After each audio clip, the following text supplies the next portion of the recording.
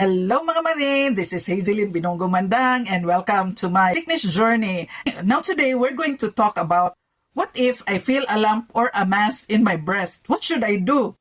Now, first of all, do not panic. Dili taranta, dili mahadlok, dili guy, basidan ako'y cancer. No, most of the mass and the lump are not cancerous. They are benign.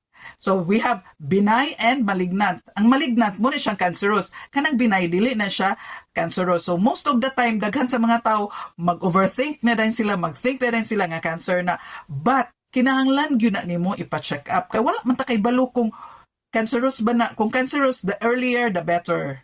Get it checked promptly good kay ngano man. Kay early detection and evaluation can be critical.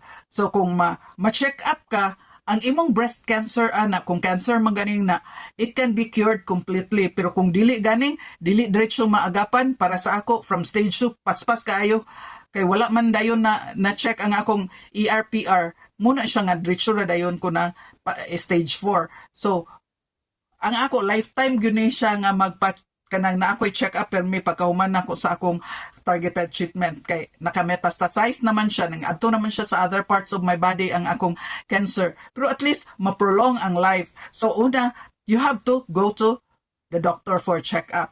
Unsa man nga doctor akong atuan? Number 2, go to breast specialist or oncologist. Dito gyud kapadulong anang duha. Pwede ra gyapon sa imong OB-GYN kay i-refer man kanila kay kung naanad ka sa OB-GYN pero much better dito na lang gyud ka diretso sa oncologist. Na unsa may ilang buhaton ana? Ipa mammogram kanila, ipa breast ultrasound kanila, or ipa biopsy kanila. And the only diagnostic test for cancer is kuan ra gyud ang biopsy ra gyud. Dili ka makaingon nga cancer ang imong sakit kung nag-ultrasound ra ka, though maka-determine gamay kay mo kanang sa ultrasound naman siya solid og naay liquid nga lump.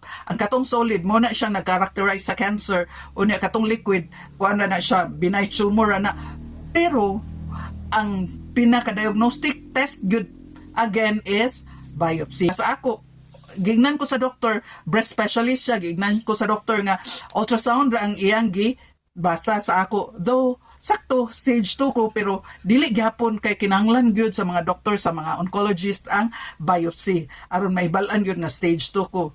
Nya dito na ganing kay biopsy na din sa ubos nga for further studies, gikip nila ang specimen for further studies kay kato siya gamiton para na determine og positive ba ka sa ERPR ug HER2.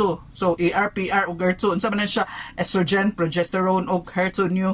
Kung positive baka anak mo nang gitawag triple positive, kanang hormonal positive. Kung dili ka positive anang tulo, triple negative dayon na siya. So unsa atong buhaton, magpa-check up gyud og dili dugay-dugayon kay the earlier the better og mas ma-cure ang imong cancer. Dili para sa ako nga lifetime na niya kay stage 4 naka-metastasize naman gud siya. Ang ako na lang karon is life prolonging. Life prolonging og dili pa gyud makuan ha. Sige lang. Now, why problema kung kuhaon ta sa Ginoo kay we will be in glory naman dayon, mas ayahay dito kay wala na yung mga kasakit, wala na yung mga problema. And kana lang, thank you for watching. See you next.